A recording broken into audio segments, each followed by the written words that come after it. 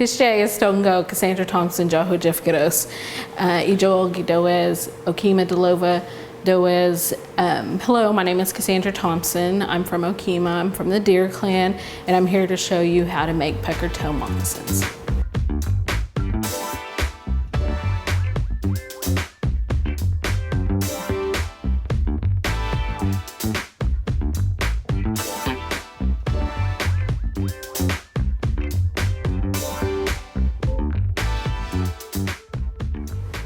So today we are making pucker toe moccasins, and I'm going to show you what the supplies that you need to make them. Back in the day, all you needed was your hand and your foot, and the deer hide. So today we're going to do a modern way of making it, and also I'll try to give you two ways of making it, so that way some people take better direction one way, and then sometimes people do better with like rulers and things like that, and points and measurements. But I'll give you the supply list, and one thing you can do is just use your Muskogee Creek Nation paper. That's one way you can make your pattern. You'll also need a sheet of paper that will have your foot cut out to trace your foot. Today we're using poster board for our pattern. You can use a ruler and sinew. Sinew is just good for leather sewing when you're making the moccasins or anything that is leather craft. So sinew is good because it's waxy. And then we have the leather needles, and sometimes they call them Glover needles. So that is at your local leather store. Here in Oklahoma, we have what's called Tandy Leather. It's located on 71st and Memorial in Tulsa, and you just could go in there and say, hey, I'm making moccasins, and they'll ask what kind, and they'll have the complete supply list for you. Another thing you'll need is something to poke the holes with. So the needle, it'll do it sometimes, but it's kind of hard, and if you only have the needle, what you'll have to do is poke the holes, and then also maybe use a piece of leather to pull it through, and we can talk about that more later. But these are the best tools right here. So this is called an awl. Also, some people used to do an ice pick, if y'all have an old ice pick. But these awls are at Walmart. They're only like under $2. But with these, you'll need another extra supply list of like cardboard, because when you're making the holes, you don't want to go through on your table. So if you use these, just be careful. It is kind of dangerous, especially I've done kids classes, and I don't like them to use these. What I did discover when I went to Tandy Leather is that they have leather hole punchers, and they're just like hole punchers. So it has the little needle to punch through the hole, and then you can also do different sizes. So whatever size you want the hole, or whatever size needle you have, you can adjust. Another great thing, like I was saying, is that they have leather scissors at Tandy Leather. So you could totally tell the difference. I know, like, my mom always says, don't touch my fabric scissors, they're only for fabric. Well, that's the same with like these leather. You will only want to use them for the leather. You won't want to use them for the paper. You'll only want to use them for the leather. And if you are able to get them, you'll notice the difference of how easy it is to cut the leather. So if you can, get two scissors, one for paper, and then one for your leather. And the last thing that you'll need is, well, not last thing, but the main thing that you'll need is your deer hide. And so, like I said, you could get this at Tandy Leather, or if you're really tradish, you can go hunting for your deer and do all that, tan your hide and all that. But you can also get the commercial deer hide at your local leather store or online. I've seen that they've had them online. So the last thing you'll probably need is your foot. So what we did is we had a lovely foot model. We're not going to show her right now, but what we did was we traced her foot on the piece of paper. And sometimes your foot's a little bit bigger than this piece of paper, especially like men, they have a bigger size foot, but we just did it at an angle. So if you need a bigger size paper, you just get a bigger size paper, and we just traced it like that. Like I said, back in the day, you probably would have just needed your foot and your hand. I'll show you a quick way real quick that you can make your pattern and then we'd be done, but I'll also show you the other way, like I said. So I traced, one thing that I did is, since I had this poster board, I folded it in half so I know where my center line is. It gives me an imaginary center line. And I took the foot, I traced it, and the next thing I did, which I'll get my foot model now, widest part of her foot, and I just went around, go ahead and lift up, and I measured how wide it is. So like I said, back in the day, you would need your foot, put your foot there, and then we've already pre-measured this, so we know that that's how wide her foot is. So like I said, you trace your foot, we got the width of your foot, and we just lay it across where we also just measured it, and I put 2 marks. And then, so like 3 fingers, it would be her fingers, because whenever you make moccasins, they're unique to your foot and your size. And it's crazy how it always ends up exactly right, the measurements. You hardly ever have to cut anything off when you do it, when it's your own hand. So she would do 3 fingers, and as you can see, hers is probably a little bit wider than what I had originally did. And 3 fingers from that line. There you go. You could do 4 fingers all the way around, or you could just make a loop like this around your foot. And depending on how you want your flaps, it could be like how mine are. They are like a little triangle, or you can just make them straight across. So the next thing I would do, like I said, you would need your hand. You would stick your hand like this, and we would make that mark of how long we want the flap. And then so she just made a V with her hand, and like I said, this will be your flap. Move it up just a little bit so that way it's even with that down just a little bit. Okay, there you go. And just making a line for her flaps, and then we would just make a straight line down, and this would be her pattern. And I'm going to show you the more technical version that I like to do, because it helps people understand a little bit more, and some people like more like the streamlines and all that things, and the measurements and everything. So like I said, I had the bigger poster board, and all I did was fold it in half, so I have like a imaginary center line. You can just get your little cutout that you did, and you will trace it like we did on that one. And it just needs to be a basic outline of your foot, and you'll put it up against that center line. The next thing you will do is you'll just get it and you'll flip it over like you have a person standing in one spot. So I like to use the edge of the poster board because it's already flat. And I don't, like, if I used a newspaper, I would probably also use the edge, but some people try to just put it right in the center and then make like a little 1/2 inch mark and line. But since I already had the straight line, I just try to keep it, like, it's just easier. So like I said, I traced this and then I flipped it over. You'll see that it just looks like our foot model just stood in place, and we trace both of her feet. So it looks like this right here. And so with this, instead of using the 3 marks out here and then keeping like 1 inch, what we will do here, I'm gonna have my foot model come back in. Like I said, it's unique to her. She will get 2 fingers and put them alongside her foot like this, and I will make marks. So we'll just make a mark and then just keep going around, and she's just going to keep her finger along that line, and we'll just go all the way around her foot. Go ahead and go to the next foot. There you go.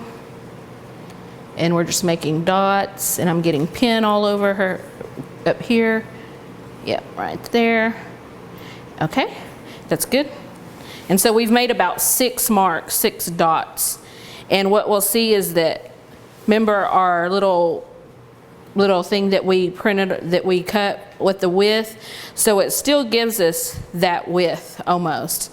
Like, we'll try it on before she actually, you know, start sewing anything. So we want to make sure that when we make the moccasins that it fits around the width of her foot, but we also want to make sure that we have enough leather to where it can be sewn. So we don't want to exact, because then we will just waste a deer hide, and we have done that before. So what you want to do is to make sure that with your pattern is that you have enough before you get started. And so then whenever it's time to actually sew the moccasin, we can trim, we can adjust, and all that. We made the dots all the way around, and all we're going to do now is we are going to connect the dots. And another thing, like I said, this is the more technical side of it. Instead of like doing the width like we did with this one, what I have them do is I have them fold their traced foot in half. They call that hot dog style. Then fold it in half again, and I don't know why they call it hamburger then. It doesn't look like a hamburger to me, but anyways, so you have it this way and then this way. And like I said, I have some pre-made ones. What this does is it creates another center line of your foot, but it also gives you where the widest part of your foot is, and it also gives you where so when your moccasin is on, this is where the flaps will be. So it's almost like where your leg is. So like if you're standing like this, here's your leg, and then that's where it'll stop. So does that make sense? I hope it does. But it comes out right. That's what I'm saying. And so that's why we do this center line. And what we do then is we put it back on where we traced. And so if you look closely, and if you want to bring it on in, here's our little center line. And what I do is I get a ruler. Like I said, this is the technical version, is I lay it across that center line, and I will get my pen and go straight across. And then I'll go ahead and bring these two down. And this is because I like math. I think that's why I made this other pattern. You know, some people are just like that. There's an intersection here. Here's your intersection. And like I said, all you'll need is like paper. You can use any kind of paper. Sometimes I use an index card because it's a little bit easier. But you make a 90-degree angle by, like another way to put this is if you want to make an airplane, a paper airplane, you do your 90-degree angle and you will lay it on your little line, and it will point at the intersection to make your flap.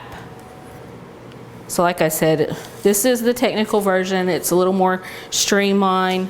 So like I said, I laid it on this line, and here was the little intersection where these two met. I call this my basketball arch. If I try to give people little ideas of like what makes sense to them. So anyways, like I said, we pointed it at the intersection, and then we'll get our piece of paper. So we'll get our piece of paper and we'll just flip, and we'll do the same thing on the other side. Make that line. And then like I had her do, like we could do 3 fingers or however far we think we need the flap. That's what we'll do. I like about this, just so that way we can trim if we need to whenever we get down to it.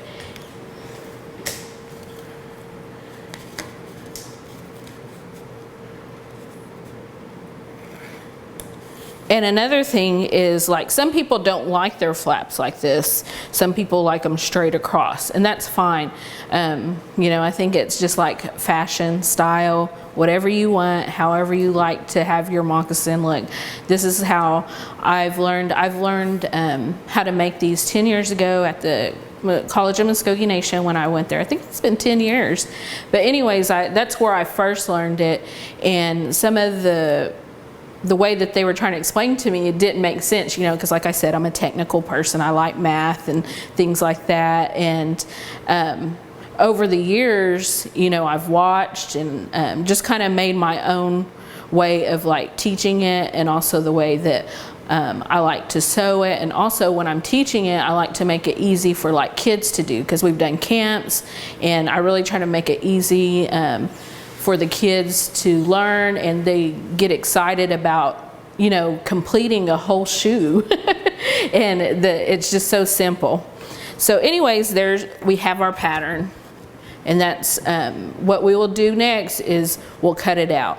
And really, this is probably the most, I guess, difficult part of the moccasin making.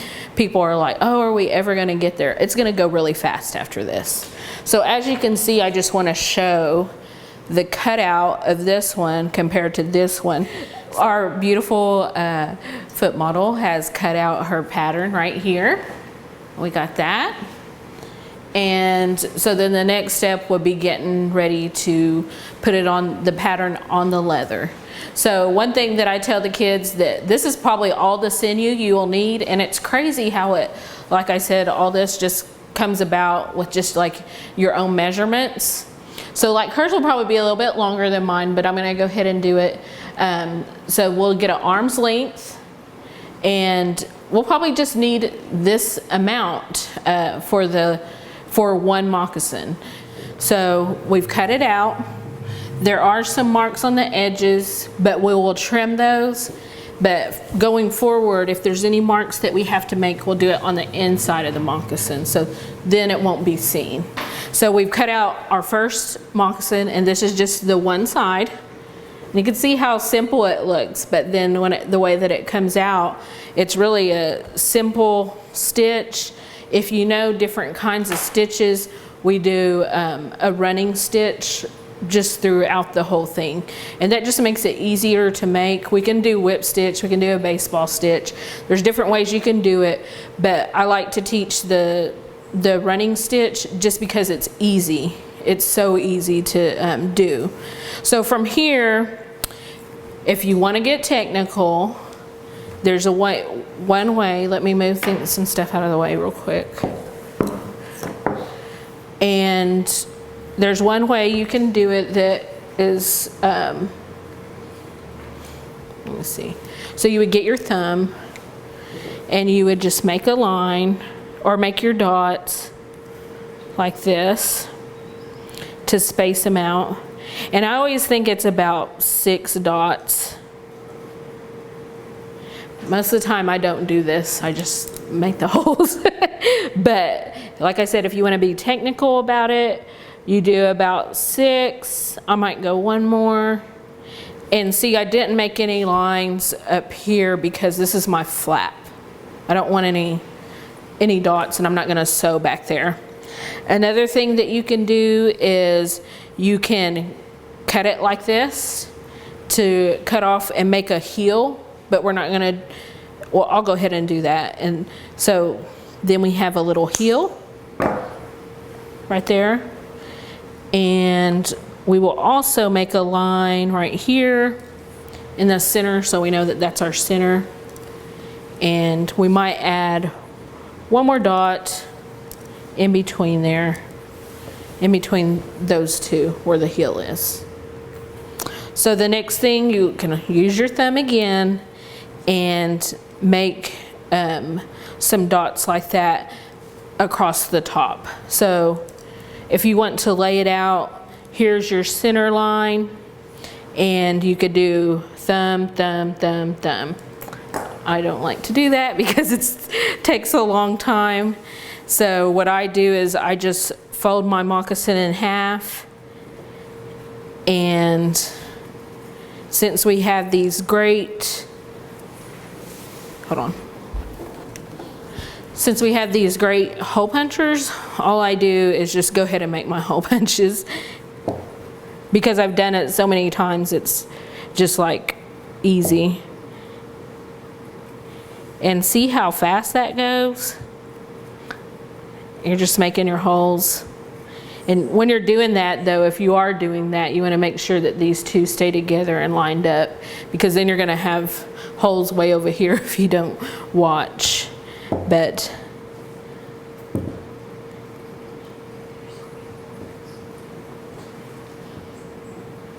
we got those going. Next thing, I'll just go from the top up here. And some people, like I said, like the thumb thing. I kind of like to keep mine closer together. It makes a nice stitch. But it's up to you how far you want your holes spaced out when you sew.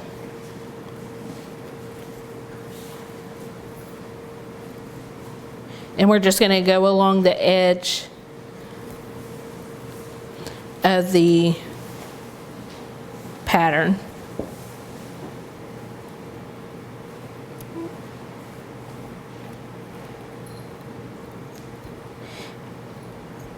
And we'll go ahead and go all the way up to there. And if we need to make more, we will. And one last thing that I do is I make a hole right in the center of the top. And like I said, that's my center seam. Okay. We good, or do we need to zoom in any? Okay. Okay. So like I said, that was my center dot right here. And any marks like that I'm making right now, it's on the inside of the moccasin. I've already got my needle and my thread.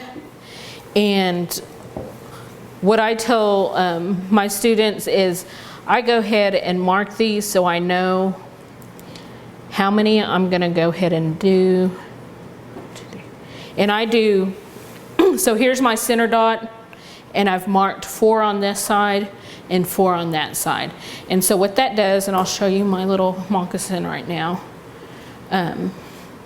You still do the center seam stitch and the running stitch, but what it does is it creates that pucker, that right here. What we're gonna do right now is create that pucker, and we're still gonna use a running stitch, and you'll see once we get started. So you'll see why I did this right here.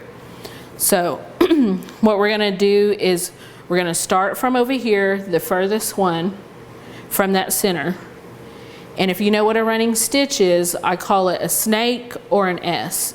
It just goes in and out, up and down through each hole. It goes up and down like this. That's what how I explain it.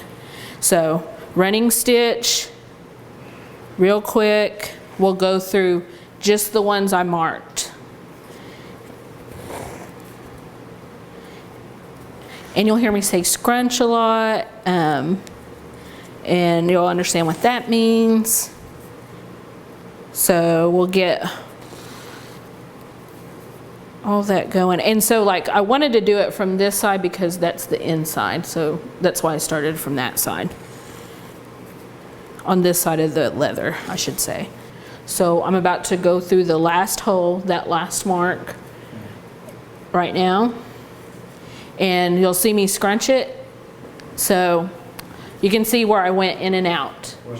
So I did the running stitch on both sides, and I went through that last mark. And so what now I'm gonna do is scrunch it. And what I mean by scrunch is basically you hold it on one side and scrunch it. And so from the outside, it'll look like that one. But we're still working from the inside. So I'm gonna bring it back up, and we're going back through the inside. And what we're gonna do now is I'm going to get my needle. See, I'm on this side of the leather. I'm gonna connect these two. So I'm gonna go through that first one I started, where I first started. I'm gonna connect those two.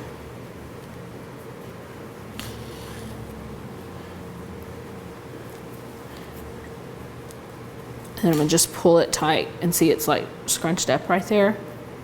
And then from there, I'm just gonna do that same running stitch, and I'm gonna go through both now, all the way up. And that's why I like to teach the running stitch. It's so easy. And we're already almost done with our moccasin after that. So, like I said, the running stitch, you're just gonna go in and out.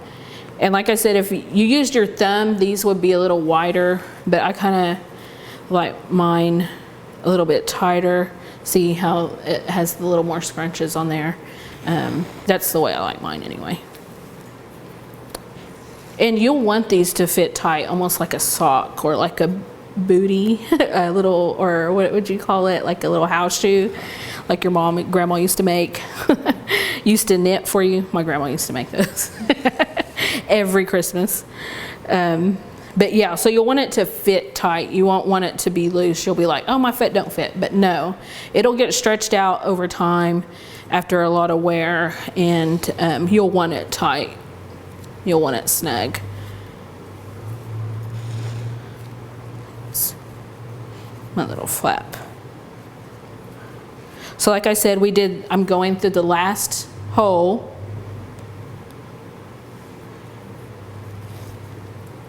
Of that, and we used the running stitch all the way up, and we'll scrunch again. It looks weird right now, but when you turn it inside out, it looks totally different. So it looks like your little moccasin.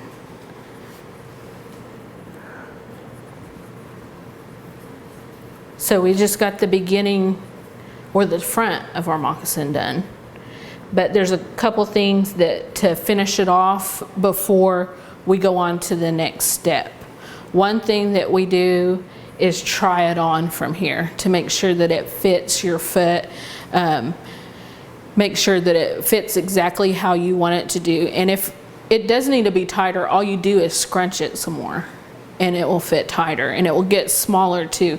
Another good thing about this is like, the more you scrunch it, or the higher you go up, or if you want smaller flaps, you can make a smaller shoe. It looked real big when we first started, but the more you scrunch it, or you can make more holes and make it more the center line, like where it zigzags a little bit more, you can just make more holes, or however you want it. So from here, I'm going to get with my foot model and make sure that it fits her foot before we go on to the next step. Do you want me to explain it too? So when I do this, sorry. That's okay, I was just spinning it around so you can see. So when I do this, I want to make sure this is how high she wants it. She might want it to go up one more. Another thing is I want to make sure that those holes that I made in the back will still have room to sew up. So one thing I said before we finish off and go to the next step, there's a couple more things. We're gonna leave it scrunched to how far she wanted the moccasin.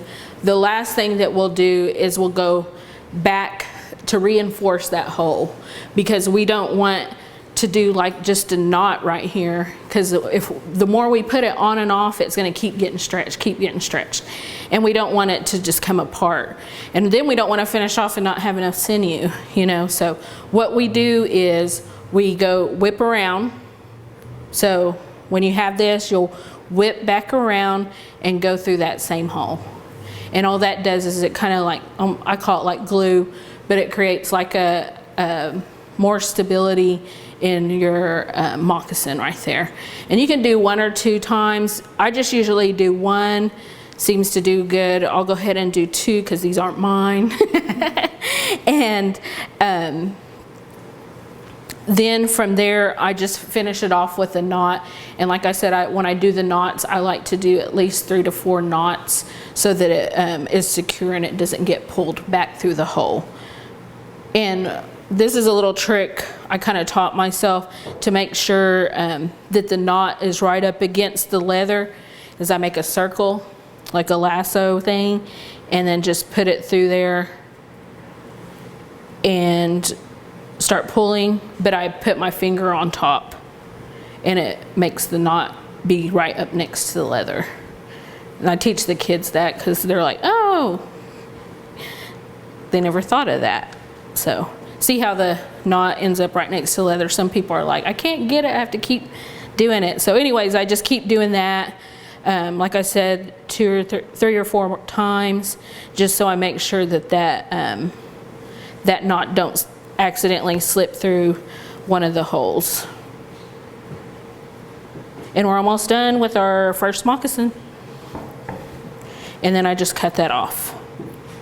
And remember I said that was an arm's length of sinew. Look, we still have enough to do the back. So I just think it's so neat how our measurements of her, when we do things like this, it all just works out.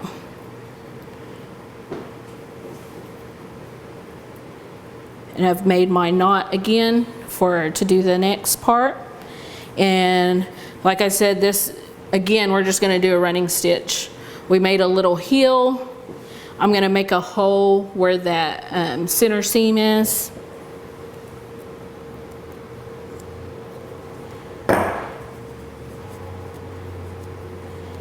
And I'm gonna go ahead and make another one right in between. Okay. So anyways, this is our little heel, and we're gonna do our running stitch again. And with this one, what I like to do is I like to do how I like finish off that one. I like to go back through my hole, whip around and go back through that hole. And then after that, we'll just do a running stitch all the way up the back.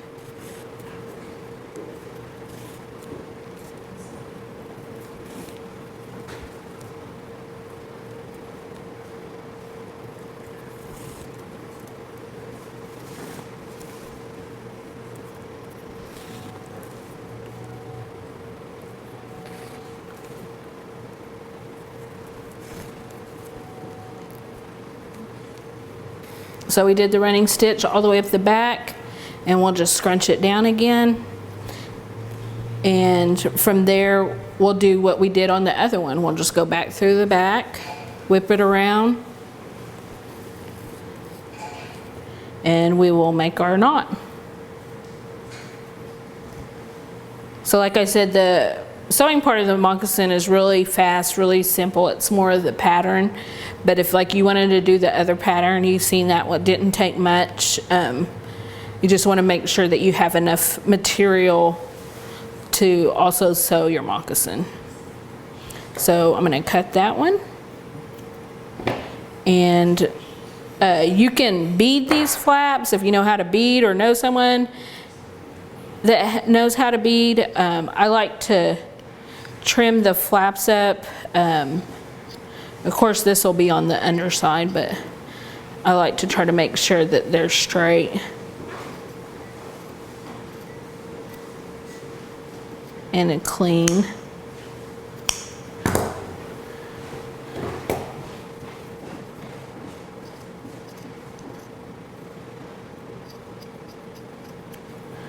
Okay, and then so I'm going to turn them outside in or inside out. And then we got our little moccasin.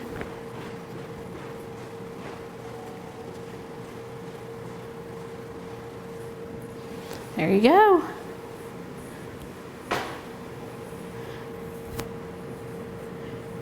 And then you'll just need to make your second pair the same way, and it's pretty simple. I don't know what else to say.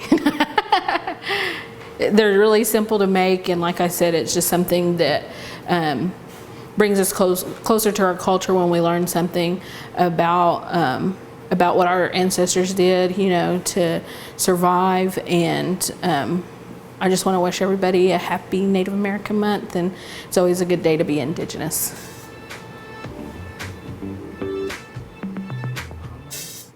This program is brought to you by the Muskogee Creek Nation Cultural Center and Archives and the MCN Public Relations.